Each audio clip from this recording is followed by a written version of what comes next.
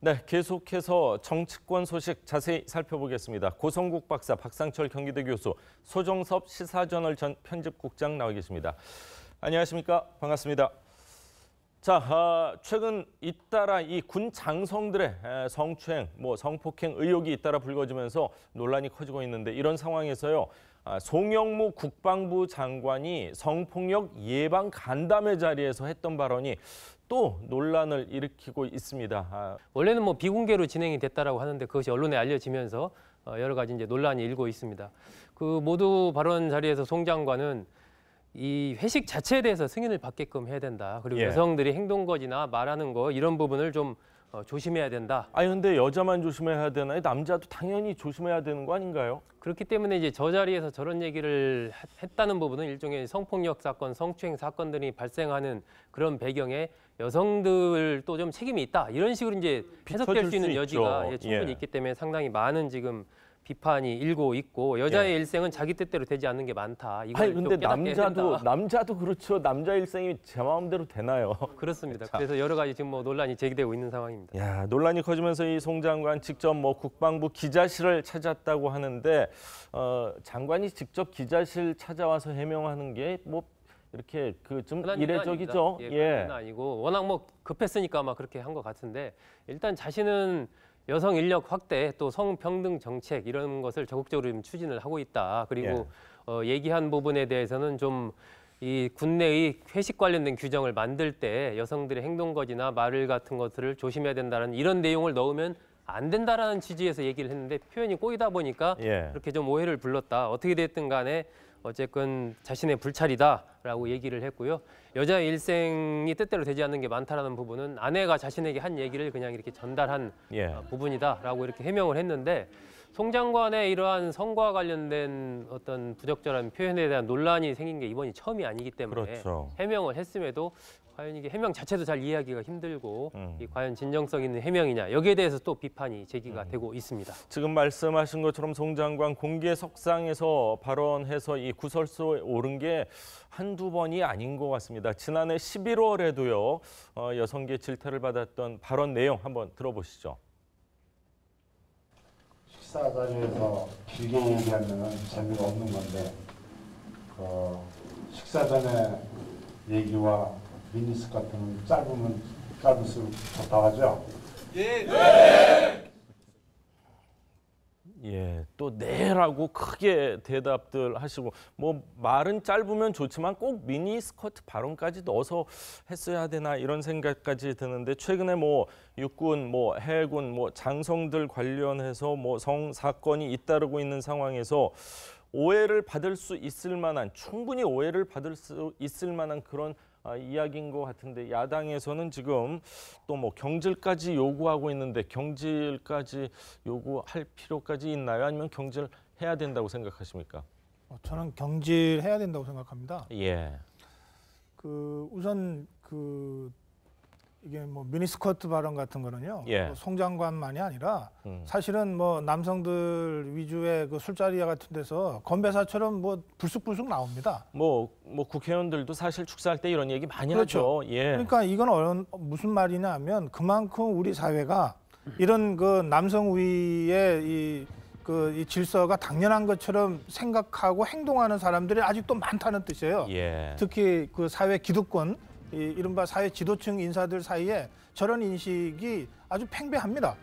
그래서 저는 저런 얘기조차도 그냥 넘어가면 안 되지만 그러나 어제 그저께 발언은 매우 심각하다. 이것은 군내의 준장 사단장이 이 성추행 논란에 휩싸여서 보직 해임된 상황에서 국방부 장관이 전 군에 이 성 문제에 대한 경각심을 알리기 위해서 성 문제를 다루는 전문가, 군내 전문가들을 모아놓고 또 이 기자들이 직접 이 카메라 촬영을 하는 상태에서 이루어진 발언입니다.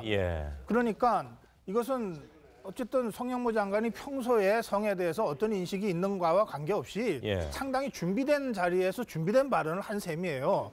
그런데 그런 자리에서도 나중에 해명은 말이 꼬여서 어떻게 말이 꼬인다고 정반대로 전달이 됩니까? 그러니까 저는 이런 것은 송영무 장관의 이 성 문제에 대한 인식, 그러니까 젠더 인식, 젠더 감수성을 그대로 보여주는 것인데 예.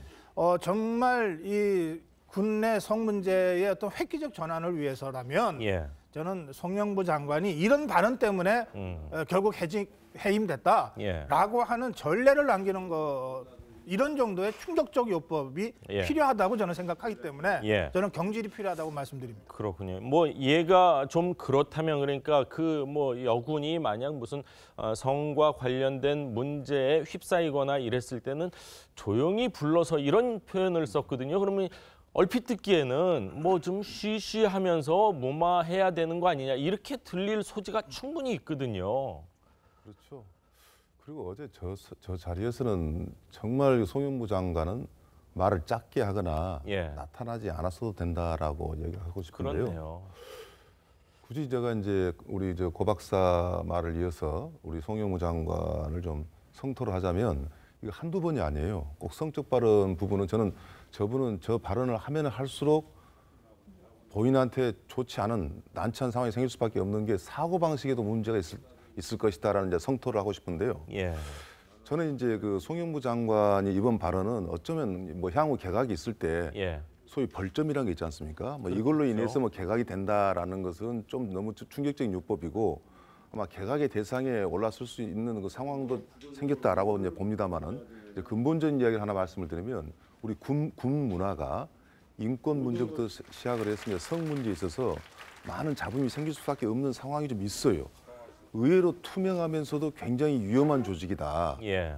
권위적일 수밖에 없으면서도 우리 젊은이들이 거의 매달 새로운 젊은이들이 그 군에 입대를 하지 않습니까? 그렇죠. 근데 그 문화가 결국에는 이 사회로 다시 나온다는 걸 우리 경험을 했거든요. 예. 그래서 앞으로 우리 젊은이들이 이제 개성이 강한 시대, 이제는 개성을 키워가야 되고 또 발언을 할 때 당당하게 이야기하고 뭐 성은 물론이지만 모든 인권 문제에서 평등이 굉장히 중요한 학습장이 군이어야 되는데 송 장관의 저런 발언은 뭐 과거 뭐 유신까지는 아니지만 그런 시절을 연상시키는 역행해서 가는 문제이기 때문에 저도 저건 굉장히 심각한 문제라고 생각합니다. 예.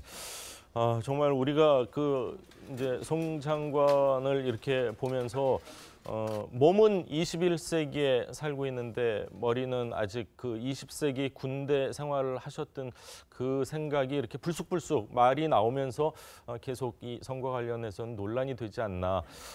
이런 말로 뭐 따님이 한 분 계시다고 하니까 말로 인해서 여성들이 정말 큰 상처를 받을 수 있다는 거 좀 유념해 주셨으면 하는 바람입니다. 자, 다음 이야기를 하겠습니다. 뉴스에서 조금은 멀어져 있던 그분 얘기를 좀 하겠습니다. 안철수 전 대표 이야기인데요. 어제 한 언론과의 인터뷰에서 정치 일선에서 물러나 있겠다, 정치를 뭐 은퇴하겠다 이런 내용은 아닌 것 같은데 일정 시간 동안은 좀 떠나 있을 것 같습니다. 그렇습니다. 안 전 대표가 이제 정치권에 입문한 게 2012년 9월달 그때 이제 무소속으로 대선 출마 선언을 하면서 예. 정치권에 입문을 했지 않습니까? 지금 한 5년 10개월 정도 지났는데 안 전 대표는 언론과의 만남에서 그동안에 바둑으로 치면 한 번도 내 어떤 정치 행보에 대해서 복귀를 해본 적이 없다. 그렇기 때문에 너무 바쁘게 지나왔고 그래서 이제는 정말 시간을 갖고 뭔가 좀 되돌아보는 시간을 가져야 되겠다라고 생각한다. 이렇게 얘기를 했습니다. 그러면서 1년이 될지 2년이 될지 모르겠지만 예. 국민이 다시 부르지 않는다면 나는 다시 돌아오지 못할 수도 있다. 빠른 시간 내에 국민이 나를 부르지 않을 수도 있다. 만약에 국민이 나를 안 부른다면 영원히 정치권에 돌아오지 못할 수도 있다. 이렇게 얘기를 했습니다. 안 전 대표의 말에 대해서 이제 정계 은퇴냐 아니냐 뭐 여러 가지 해석들이 나오고 있는 상황인데 예. 안 전 대표는 이번 주 안에 기자 간담회를 열어서 향후 자신의 행보에 대해서 좀 밝힐 그런 계획입니다. 뭐 이번 주 중에 뭐 어떻게든 결론이 날 것 같은데 얼마 전에도 뭐 처치 총리 이야기 말을 인용을 했습니다. 실패했더라도 용기를 갖고 그 일을 계속해 나가는 것이 중요하다. 정계를 아예 떠날 가능성은 그렇게 높아 보이지는 않습니다. 이야기하는 뉘앙스를 봐서는요. 먼저 저는 이제 그 안철수 대표가 한 이야기, 뭐 국민이 부르지 않으면 오지 않겠다. 예. 이것은 과거에 많이 들었던 이야기예요. 정계 은퇴하는 사람이 다시 오기 위한 발언 중 하나.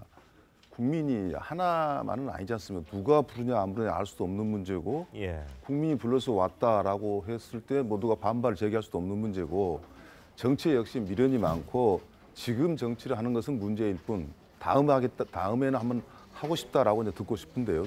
들리는데 여기 제가 한 가지만 덧붙이고 싶은 것은 정말 정계를 잠깐 떠난다면 괄목상대 정말 새로운 모습으로 나타나고 국민들이 보더라도 아 안철수 정치인 정말 필요하다라는 느낌이 와야 되는데 상황만 보면 나타나겠다. 제가 어느 한 사람 폄하시킨지 모르겠습니다만은 예. 손학규 전 대표 같은 경우는 굉장히 안타까운 것이 정계를 은퇴하고 있다는데 자꾸 정계 주변에 자꾸 계셨어요. 예. 또 그러면서 정계 복귀할 때마다 시기를 어쩌면 그렇게 놓치는지 안타까움도 있었고 타이밍이 참 예. 예. 너무나 안타깝고 저는 너무나 그 부분은 참 정치를 한번 했으면 좋겠다라는 분인데 어쩌면 안철수 전 대표 같은 경우는 그런 분이 요즘 많지 않습니까? 지금 현재 있기는 참 불편하기 때문에 잠깐 벗어나겠다는 사람 중에 하나로 가지 말고 예. 안철수 그러면 그냥 안철수가 아니지 않습니까? 저도 저분은 정치를 한번 멋있게 해도 괜찮다는 생각을 갖고는 있어요. 초등학교 교과서에 나오는 분 그렇죠. 아닙니까? 저는 예. 이번 기회에 정말 정치를 떠나서 다시 오더라도 내가 어떤 모습으로 나타나야 될까를 연구를 많이 해야지 예. 자꾸 또 정치권을 쳐다보면서 언제 들어갈까 이런 모습은 절대 하지 말란 말을 정말 그 말씀드리고 싶습니다. 네, 홍준표 전 대표도 잠깐 좀 떠나 있을 것 같은데 뭐 내 생각이 맞다는 판단이 들면 그때 또 들어오겠다. 그 바로 번복을 하셨어요. 그 이제 안철수 전 대표 경우에 예. 이제 뭐 다음 주쯤에 직접 국민들 앞에 입장을 밝히겠다고 그러지 않습니까? 이번 주 다음 주 중에. 그런데 그 모습이 정치인으로서는 국민들한테 마지막 서는 자리가 될 수도 있어요. 또는 당분간은 마지막 모습이 될 수도 있어요. 그런데 그 마지막 모습까지도 좀 깔끔하게 정리를 못한다는 점 때문에 제가 좀 안타깝게 생각합니다. 예. 보십시오. 안철수 전 대표는 당분간 물러나 있겠다고 했는데 바로 측근은 정계 은퇴가 아니다라고 설명을 해서 뭐 별로 궁금해하지도 않는 국민들한테 뭐 이게 뭐냐 도대체 예. 라고 자꾸 불필요하게 혼선을 주잖아요. 뭐 어떻게 보면 뭐 정보의 홍수죠. 그러니까요. 예. 그러니까 정치인이 특히 대권 주자 정도 되면 예. 예? 진퇴는 정말 무겁게 해야 되는 거 아닙니까? 그렇죠. 그래서 정말 저 은퇴합니다. 정말 고맙습니다. 눈물 흘리고 사라졌는데 몇 년 후에 상황이 정말 막 역동적으로 변해서 국민들이 요청하고 요구하면 예. 정말 심사숙고했다가 다시 국민들한테 물어보고 나올 수는 있어요. 김대중 뭐 다 그렇게 했지 않습니까? 예. 그러나 일단 그 물러난다고 하는 것 자체는 정말 물러나야 되는 거예요. 예. 정말 물러나지 않으면 물러난다는 말을 하면 안 되는 겁니다. 그렇죠. 그만큼 무겁게 해야 되는 건데 예. 이걸 무슨 뭐 퀴즈 내는 것도 아니고 응? 잠깐 물러나 있겠다. 그러나 정계 은퇴는 아니다. 예. 뭐 어떡하라는 겁니까? 그러니까 국민들이 부르시면 그것도 누가 판단합니까? 이를테면 아까 홍준표 대표 얘기도 했는데 예. 뭐 내가 맡은 게 옳다면 아니 무슨 그러면서 두 가지 얘기했는데 대북 정책하고 민생. 예. 아니 우리나라 보수 정치 세력치고 문재인 정부의 대북 정책과 민생 정책에 대해서 문제 제기하지 않은 정치인이 누가 있습니까? 맞습니다. 그걸 갖고 이제 와서 봐라 내 말이 맞았다 이럴 겁니까? 경제라는 것도 대한민국 경제가 그 미국, 일본 뭐 여러 가지 영향이지 그러니까요. 우리만 잘한다고 해서 또 되는 문제는 그렇습니다. 아닐 수 그래서 있죠. 제가 지금 예. 안철수 전 대표 얘기를 하다가 홍준표 전 대표 얘기까지 하게 됐는데 예. 저는 대표를 지낸 대권 주자들급의 정치인이라면 진퇴를 분명히 하고 무겁게 해야 된다. 예. 토달지 않았으면 좋겠다. 이렇게만 말씀드립니다. 예, 자 다음엔 청와대 이야기 좀 하겠습니다. 문 대통령과 인도 순방 동행한 장하성 청와대 정책실장, 이 국민연금 인사 개입 논란, 직권남용 논란이 번지고 있는데, 자 조국 청와대 민정수석이요 보도 자료를 냈습니다. 장하성 실장 직권남용한 거 아니다 이렇게 반박을 했습니다. 그렇습니다. 국민연금의 그 기금운용본부장과 예. 관련해서 지난번에 장하성 정책실장이 곽태선 전 베어링 자산운용 대표에게 좀 공모 절차가 시작되기 전에 전화를 해서 공모에 응하라라는 식으로 전화를 했고 등등 해서 이제 이른바 인사추천 논란이 일었지 않습니까? 그런데 이번에는 그 청와대에서 인사 추천 그 검증 과정에서 이 곽 전 대표가 이제 탈락을 한 것으로 알려졌는데 예. 청와대의 검증 자체가 과연 맞느냐 여기에 대해서 이제 직권 남용 논란으로 그것이 이슈가 확산이 된 겁니다. 예. 그렇게 된 배경에는 이 기금운용본부장의 임명권자가 국민연금공단의 이제 이사장입니다. 그렇죠. 공무원이 아니기 때문에 청와대에서 이 인사에 대해서 인사검증을 하는 것은 직권남용에 해당되지 않느냐 이런 논란이 생긴 것이고 예. 그런 부분은 또 이 추천 과정에서의 기금이사 추천위원회 활동 자체를 무력한 것이 아니냐 이런 두 가지 측면에서 이제 비판이 생긴 그런 부분에 대해서 조국 수석이 보도자료를 내고 직권남용 논란에 대해서 해명을 했는데요. 우선 법적 근거에 따라서 인사검증을 한 것이다 예. 이렇게 얘기를 했고요. 대통령이 국민연금 기금운용본부의 상급기관인 보건복지부 장관을 이제 대통령이 임명을 하지 않습니까? 예. 그래서 보건복지부 장관이 청와대에 인사검증을 요청을 한 것이다. 그리고 그에 따라서 청와대가 인사검증을 진행한 것이다. 그렇기 때문에 어떤 법적인 문제가 없다. 이렇게 예. 해명을 했는데 이 문제도 어쨌건 여러 가지 논란이 좀 당분간 계속되지 않을까 예상이 됩니다. 네, 국민연금 수익률이 올해 들어서 4분의 1 토막이 났다 이런 기사가 나왔습니다. 그리고 책임지고 있는 9개의 중요한 자리 가운데 한 반절 정도는 지금 공석이다 이런 뉴스를 들을 때 자, 우리 국민들의 노후를 책임져야 하는 국민연금 큰 문제 있다. 조만간 빠른 시간 내에 좋은 분을 빨리 그 자리에 모셔야 될 것 같습니다. 자, 오늘 세 분 말씀은 여기까지 듣겠습니다. 감사합니다. 고맙습니다.